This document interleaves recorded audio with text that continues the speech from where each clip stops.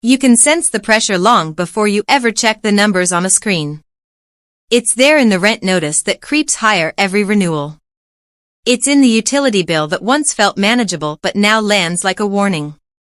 It shows up at the grocery store, where the same cart of basics somehow costs more every time, even though nothing inside it has changed. Across the country, millions of Americans are waking up early, rushing through crowded mornings, sitting in traffic, clocking in, and doing everything they were told was the right path. Yet despite all that effort, a quiet, unsettling question keeps surfacing in their minds. Why does it still feel like I'm falling behind? This isn't about flashy headlines or viral outrage. There's no exaggeration needed. It's happening slowly, steadily, and often invisibly. The paycheck arrives, and before there's time to feel any relief, it's already spoken for. Rent takes its share. Utilities claim another. Insurance, fuel, food, each one pulling a little harder than the last. By the time the dust settles, what's left feels thinner every month. What makes this moment especially heavy is that the struggle doesn't always look like crisis from the outside. People are still showing up. The lights are still on. The fridge isn't empty. But beneath that surface is constant calculation. Which bill can wait a few days? What gets skipped this week? How long can this pace really continue? For many, this pressure isn't new, but it is growing. Wages move slowly, while costs sprint ahead. A raise that once felt meaningful now disappears into higher prices almost instantly. Saving feels like a luxury. Planning feels risky. Even small emergencies can knock everything off balance. And yet, this reality is rarely spoken about openly.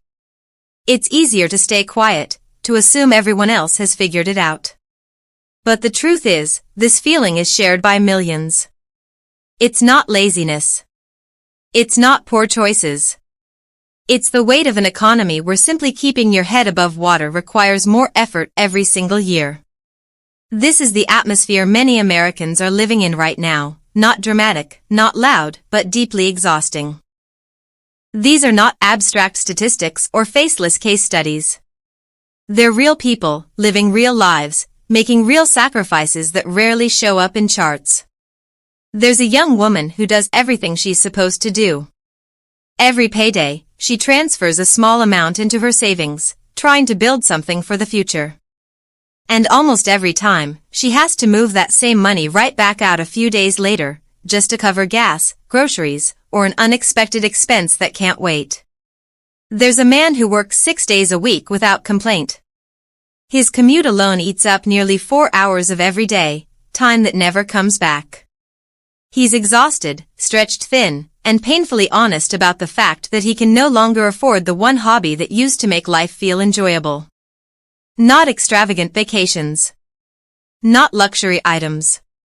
Just one simple thing that reminded him why he was working so hard in the first place. Then there are families sitting at kitchen tables, staring at power bills that hit $600, asking themselves where they went wrong. They replay their decisions over and over, searching for mistakes that don't exist. They budget. They plan. They cut back. And still, the numbers don't add up the way they used to. The uncomfortable truth is this: they aren't failing. They're not irresponsible. They're not careless with money. They're running into a system that has quietly shifted beneath their feet.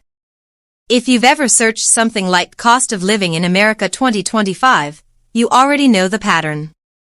Essentials cost more than they ever have. Housing, utilities, food, transportation, all climbing steadily upward. Meanwhile, wages lag behind, moving so slowly they barely register against rising prices. The space between simply getting by and actually living a stable, fulfilling life keeps stretching wider. This isn't just an economic issue on paper. It's a daily emotional weight. It's the constant mental math. The postponed plans. The feeling that no matter how hard you push, the finish line keeps moving further away. And that's what this video is really about. Not just graphs or percentages, but the lived experience behind them. The human stories hiding inside the numbers. The quiet strain carried by people who are doing everything right, yet still feel like they're barely holding on. This is about making sense of a question so many people are quietly asking: why does everything feel so expensive now? How did we reach a point where effort no longer seems to translate into stability?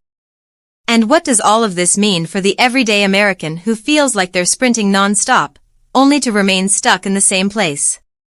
Understanding how the system works and how it changed isn't just informative. It's necessary.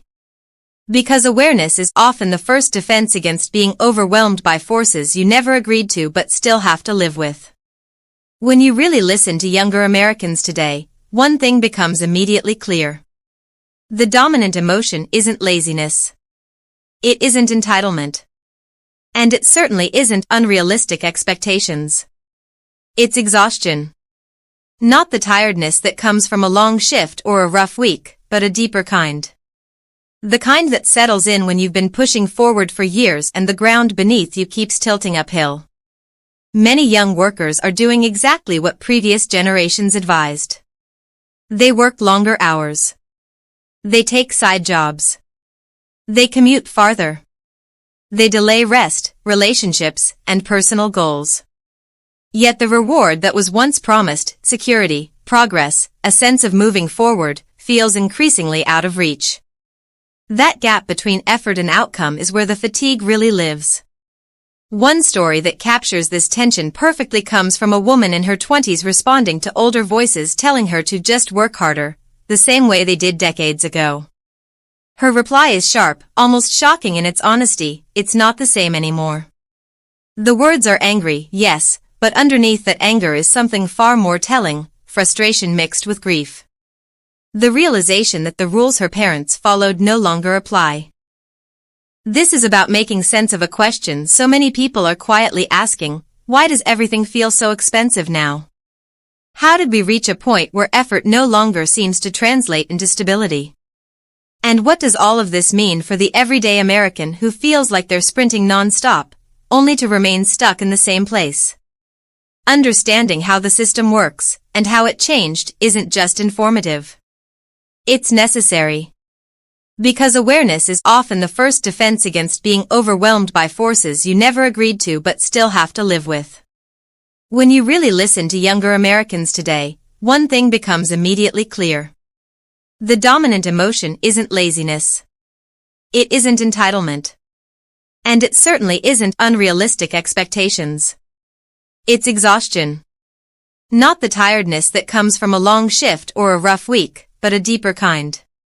The kind that settles in when you've been pushing forward for years and the ground beneath you keeps tilting uphill. Many young workers are doing exactly what previous generations advised. They work longer hours. They take side jobs. They commute farther. They delay rest, relationships, and personal goals. Yet the reward that was once promised, security, progress, a sense of moving forward, feels increasingly out of reach. That gap between effort and outcome is where the fatigue really lives. One story that captures this tension perfectly comes from a woman in her 20s responding to older voices telling her to just work harder, the same way they did decades ago. Her reply is sharp, almost shocking in its honesty: it's not the same anymore.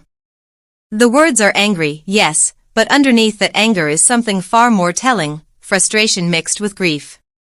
The realization that the rules her parents followed no longer apply. She isn't rejecting hard work. She's pointing out that the landscape has changed. Housing costs eat up paychecks in ways they never used to. Education is more expensive. Healthcare feels fragile. Even basic necessities demand a larger share of income than they did for previous generations at the same age. What's being expressed here isn't disrespect, it's disillusionment.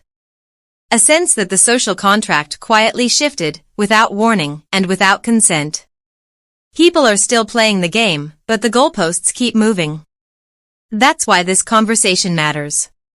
Because before solutions can exist, the reality has to be acknowledged. Not dismissed. Not minimized. Understood. And on that point, she's absolutely right.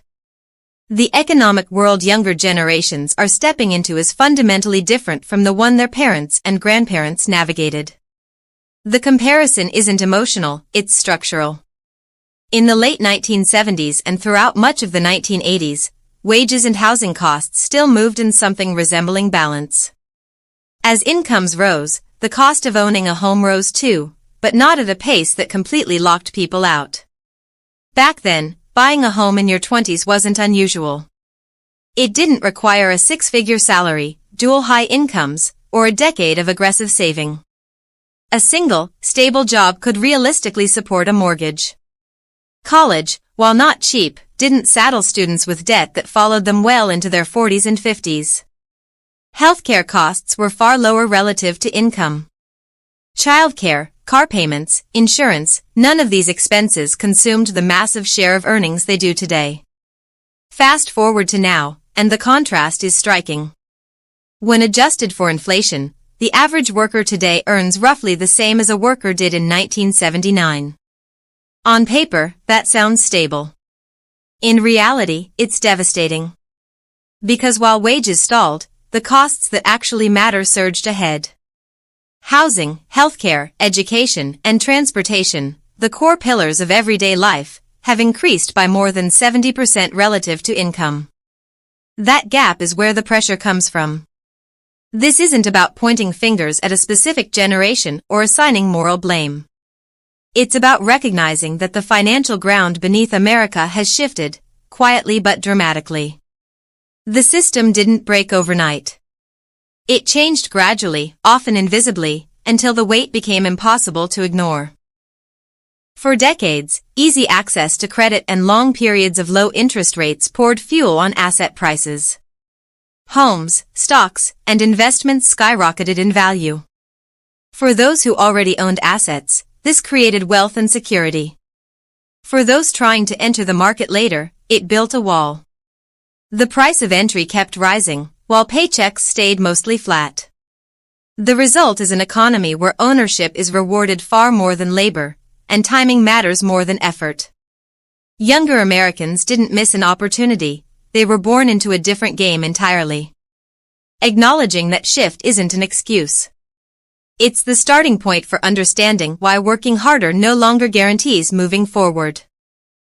Corporate consolidation has quietly reshaped the economy in ways most people feel, but rarely see clearly. Fewer companies now control more of the essentials no one can opt out of: food, utilities, housing, healthcare. When a small number of corporations dominate an entire market, prices don't just rise temporarily. They settle at a high level and stay there, regardless of how much pressure families are under. Competition weakens, choices shrink, and everyday necessities become steadily more expensive without a meaningful increase in quality or wages. This is a major reason today's economy feels so unforgiving. Older generations often relied on a single full-time job to support a household. One income could reasonably cover rent or a mortgage, transportation, food, and still leave room to save. For many younger Americans, that reality no longer exists. Even working two jobs or combining multiple income streams barely keeps the lights on. Survival has replaced stability as the baseline goal. What this creates is a kind of psychological whiplash. People are still being told to follow the same blueprint: work hard, save regularly, make responsible choices, and everything will work out. But when you actually run the numbers, the promise collapses.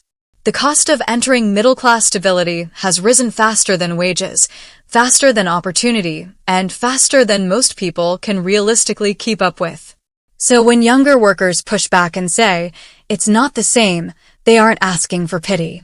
They're asking for honesty. For millions of Americans, the housing crisis isn't a chart on the evening news. It's deeply personal. It's sitting in your car after a long shift, staring at your steering wheel, trying to figure out how next month's rent is going to get paid. One woman in Florida put this reality into words that stuck.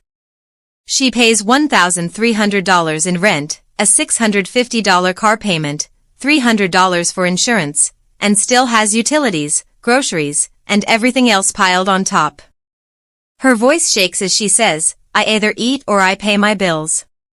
And even then, the question becomes which bill will be late this month. That isn't financial irresponsibility. It's housing costs racing ahead of the average paycheck. Nationwide, the median home price now sits around $410,000 to $420,000, nearly 6 times the median household income. A ratio that once hovered near 3-to-1 has doubled in a single generation. Even renting, once the fallback option, has become a struggle. The average one-bedroom apartment now costs about $1,500 a month nationwide, and in cities like New York, San Diego, Boston, or Miami, that same apartment easily reaches $2,500 to $3,000. Hard work still matters, but increasingly, it isn't enough on its own. The idea that each generation will naturally live better than the one before it has started to slow, and for many people, it feels like it's slipping away. That doesn't mean ambition is gone. It means people are running into barriers that simply weren't there for previous generations.